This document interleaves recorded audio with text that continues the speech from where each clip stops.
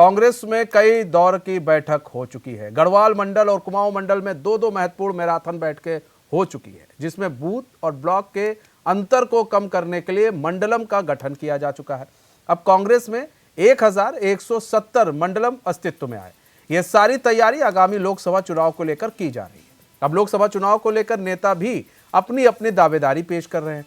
हाल ही में नेता प्रतिपक्ष यशपाल आर्य और पूर्व कैबिनेट मंत्री तिलक राज बेहड़ ने नैनीताल लोकसभा सीट से चुनाव लड़ने की इच्छा जाहिर की है। इन नेताओं की दावेदारी से एक बात तो साफ हो गई कि कांग्रेस को इस बार आगामी 2024 के लोकसभा चुनाव से अच्छे परफॉर्मेंस की उम्मीद है।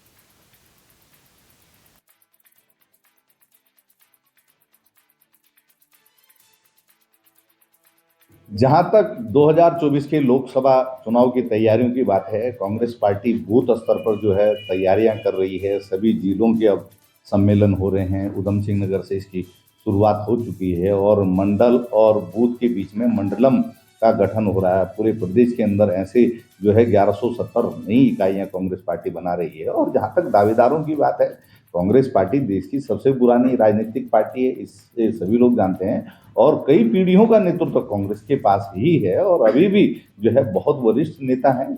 और जो भी कार्यकर्ता जमीन पर काम कर रहे हैं, निश्चित तौर पर जब समय आएगा लोकसभा चुनाव का, तब जो एक पार्टी की प्रक्रिया होती है उसके तहत सभी के आवेदन आएंगे।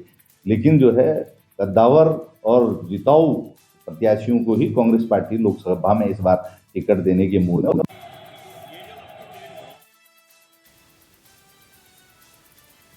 तो कांग्रेस की जो मैराथन बैठक है वो लगातार जारी है उत्तराखंड के अंदर। आप देखिए, अभी हमने आपको एक तस्वीर दिखाई थी मुख्यमंत्री पुष्कर सिंह धामी की, जो विकास के लिए, जो उत्तराखंड में विकास आए, उत्तराखंड को एक नए उत्तराखंड के रूप में बनाया जाए। कहा जा रहा है कि मुख्यमंत्री पुष्कर सिंह धामी ने कहा था कि हम 2025 तक अग्रणीय उत्तराखंड बना देंगे, तो उस और काम कर रहे हैं। तो दूसरी तरफ इधर लोकसभा की तैयारी, लोकसभा चुनाव की तैयारी में कांग्रेस लगी हुई है।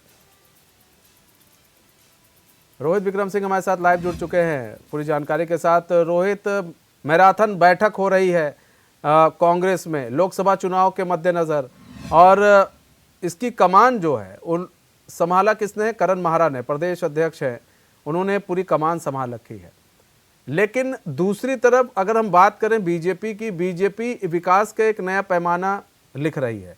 पुष्कर सिंह धामी आप देखिए गुजरात दौरे पर हैं, तो ऐसे में किस तरह से टक्कर देंगे लोकसभा चुनाव में? बिल्कुल मनीष जी, और कांग्रेस का सीधा फोकस इस बार एंटी इनकम्बेंसी फैक्टर को भुनाने को लेकर है। और चूंकि हमने देखा है कि गढ़वाल मंडल की 2 बैठकें हो चुकी हैं, 2 बैठकें कुमाऊं मंडल की हो चुकी हैं। लगातार जो है दौरे पे दौरे कर रहे हैं कांग्रेस के प्रदेश अध्यक्ष करण माहरा। एक हफ्ते के कुमाऊं भ्रमण के बाद काशीपुर के जो सम्मेलन हुआ उसमें वो शिरकत करके आए। उसके बाद एक रात्रि प्रवास करके फिर दोबारा वो कुमाऊं के लिए रवाना हुए। दरअसल कांग्रेस के भीतर अभी 5 लोकसभा सीटों पर मनीष सम्मेलन हो रहा है। और रही बात भारतीय जनता पार्टी की, तो ये सम्मेलन बीजेपी में हो चुका है, करीब 1 महीना होने वाला है इसको। कांग्रेस के भीतर 5 लोकसभा सीटों को लेकर सम्मेलन होना है। और चूँकि जब देहरादून से प्रदेश अध्यक्ष करण माहरा निकले थे तो सीधे उधम सिंह नगर पहुंचे थे, जहां पर उधम सिंह और नैनीताल लोकसभा सीट के लिए सम्मेलन हुआ था। कांग्रेस के तमाम बड़े नेता मौजूद थे। भुवन कापड़ी उपनेता प्रतिपक्ष प्रीतम सिंह भी उस समय छत्तीसगढ़ से लौट कर आए थे। तो चिंतन मंथन हुआ आगामी चुनाव को लेकर, किस तरह से कांग्रेस को सरकार को घेरने का प्रयास करना है। और आने वाले जो सम्मेलन होंगे 5 लोकसभा सीटों के, जो प्रॉपर तरीके से होने हैं, कैसे कैसे उन सम्मेलनों को किया जाएगा, कौन कौन से बड़े नेताओं को जिम्मेदारी दी जाएगी। बीजेपी की अगर बात करें तो बीजेपी में एक लोकसभा सीट के लिए दर्जनों नेताओं को जिम्मेदारी मिली, वरिष्ठ पदाधिकारियों को, जिनमें से बहुत सारे दायित्वधारी भी बन गए हैं। उनके नीचे तमाम जो उनके समर्थक हैं वो काम कर रहे हैं। ऐसे में कांग्रेस के सामने भी बहुत बड़ी चुनौती है। कांग्रेस के सामने सबसे बड़ा इस समय लक्ष्य यही है कि जो अभी हाल ही में दिल्ली में बैठक हुई थी, जिसमें राहुल गांधी ने ये कहा था कि वो 10 दिन के लिए उत्तराखंड प्रवास पर आएंगे और 10 दिन तक पैदल मार्च करेंगे, उत्तराखंड में ही रहेंगे, उत्तराखंड की जनता से मिलेंगे, युवाओं से मिलेंगे, और ख़ास तौर पर जो अग्निवीर योजना है उसको लेकर केंद्र सरकार की जो लचर व्यवस्था है उसको लेकर पर्दाफाश करेंगे।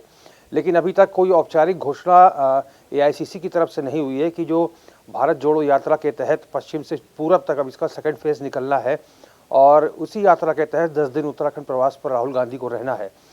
चूँकि अभी तक कोई डेट तय नहीं हुई है और हर महीने कांग्रेस प्रदेश अध्यक्ष करण माहरा दिल्ली जाते हैं, तो संभवतः बहुत जल्द वो दिल्ली जाने वाले हैं और पूरा फुल एंड फाइनल जो है क्या प्लानिंग है कांग्रेस की, एआईसीसी की, कब राहुल गांधी को आना है, क्योंकि गाहे बगाहे नेता आते तो हैं यहाँ पर। अभी आईटी सेल के जो केंद्रीय नेता थे कांग्रेस के, शुभू गांधी, वो आए थे और उन्होंने एक व्हाट्सएप ग्रुप भी यहाँ पे लॉन्च किया था जिसमें कोई भी जाकर उस ग्रुप को फॉलो करके कर सकता है और उत्तराखंड कांग्रेस से जो संबंधित जो समाचार है उसको पढ़ सकता है और केंद्र सरकार की विफलताओं, राज्य सरकार की खामियों को लेकर उसमें दिन प्रतिदिन जो कांग्रेस का आईटी सेल है वो अपनी खबरें डाल रहा है। यानी कि एक एक करके जो अलग अलग विभाग है कांग्रेस के, उनको एक्टिवेट किया जा रहा है, उनको एक्टिव मोड पर डाला जा रहा है। और इसके साथ ही जो 5 राज्यों में चुनाव होने वाले हैं, 5 राज्यों में होने वाले चुनाव के नतीजे भी काफ़ी हद तक आगामी लोकसभा चुनाव की जो दिशा और दशा है वो तय करेंगे। और चूंकि अभी तक ये बताया जा रहा था कि एंटी इनकम्बेंसी फैक्टर जो है इन राज्यों में है और मध्य प्रदेश, छत्तीसगढ़ और राजस्थान में भारतीय जनता पार्टी की स्थिति बुरी है, लेकिन अब थोड़ा सा परिवर्तन देखने में मिल रहा है। जो ओपिनियन पोल्स आ रहे हैं उसके अनुसार जो है भारतीय जनता पार्टी अच्छा परफॉर्मेंस कर सकती है। तो तमाम जो नेता हैं, चाहे वो प्रीतम सिंह है, चाहे वो गणेश गोदियाल है, गणेश गोदियाल को स्क्रीनिंग कमेटी का सदस्य बनाया गया है राजस्थान विधानसभा चुनाव को लेकर। प्रीतम सिंह को भी छत्तीसगढ़ की जिम्मेदारी मिली गई है, वरिष्ठ पर्यवेक्षक बनाए गए हैं। तो ऐसे में 2 नेता तो वहाँ चले गए। रही बात यहाँ की उत्तराखंड की, तो उत्तराखंड में फिलहाल नेता प्रतिपक्ष यशपाल आर्य, भुवन कापड़ी उप नेता प्रतिपक्ष, और इसके साथ ही मनीष खंडूरी की अगर हम बात कर लें, पूर्व सीएम हरीश रावत की बात कर लें और अनुशासन समिति के अध्यक्ष की बात करें नवप्रभात जी की, और इसके साथ ही कांग्रेस प्रदेश अध्यक्ष करण माहरा, ये नेता एक्टिव मोड पर है फिलहाल।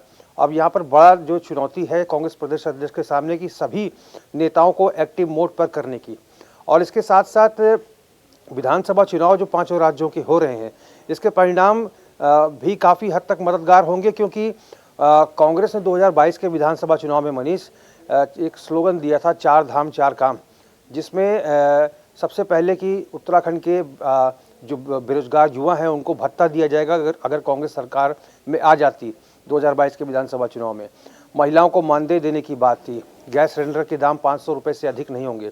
ये सारी स्कीम्स जो है उन राज्यों में लागू हैं जहां पर कांग्रेस की सरकार है, और ऐसे में चुनाव अगर कांग्रेस के पक्ष में रिजल्ट आता है तो कांग्रेस के सामने ये बोलने को रहेगा कि देखिए हमने जो वायदे किए थे जिन जिन राज्यों में वहाँ हमारी सरकारें हैं वहाँ पर गैस सिलेंडर के दाम 500 रुपये से अधिक नहीं है, और भी तमाम जो चुनावी मुद्दे हैं उनको रखा जा रहा है।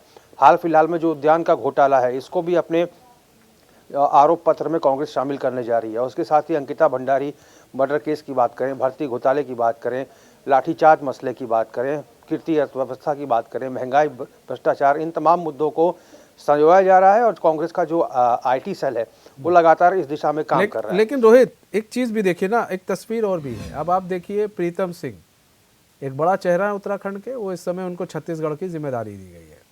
अब वो अब इस बीच में काफी कुछ उत्तराखंड के अंदर हो रहा है।